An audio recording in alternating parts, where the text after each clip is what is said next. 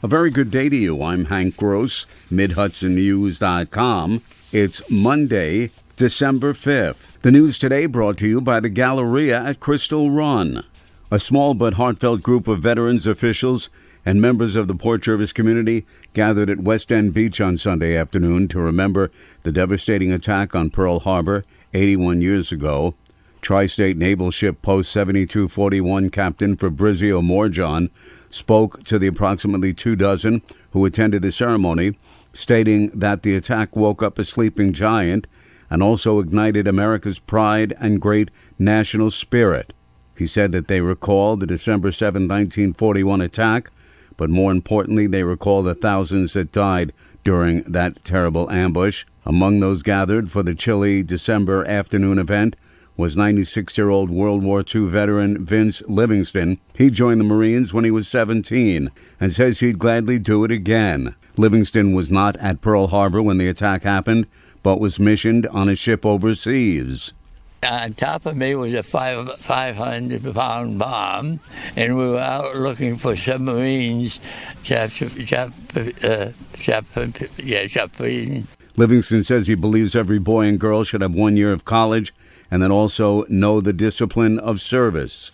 The Independent Redistricting Commission has reconvened and accomplished something that it had not been able to do earlier in the year: release a single set of proposed legislative maps for the state assembly.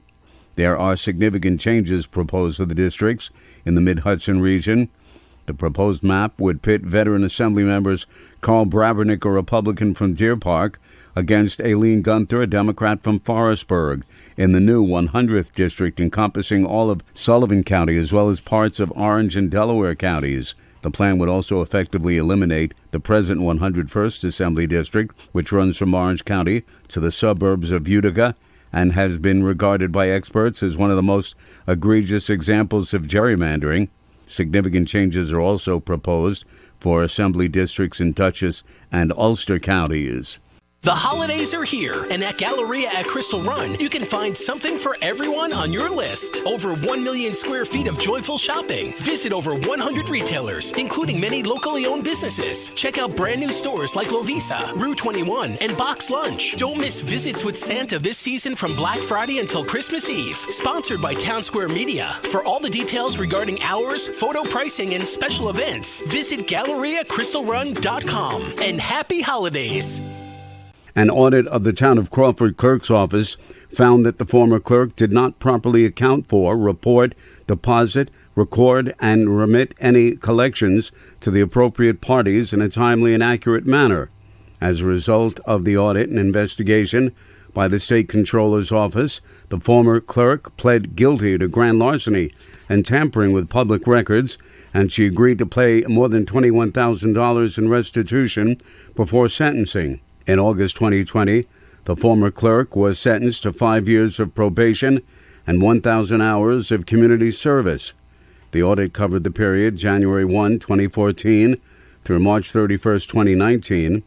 State officials said conditions contributing to the theft of the money and its concealment included a lack of adequate controls and oversight, lack of an annual town board audit, inadequate segregation of duties, the lack of compensating controls, lack of monthly bank reconciliations and accountabilities, and maintenance of inadequate cash collection records.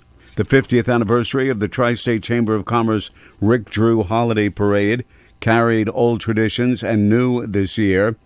The parade this weekend, an evening event for the first time, lit up a two-state parade route. It kicked off from Sussex Street in Port Jervis, then made its way through Port's downtown business district, under the railroad underpass, across the Mid-Delaware Bridge, along Matamoras PA's business district, and up 7th Street to Matamoras Fire Department's firehouse.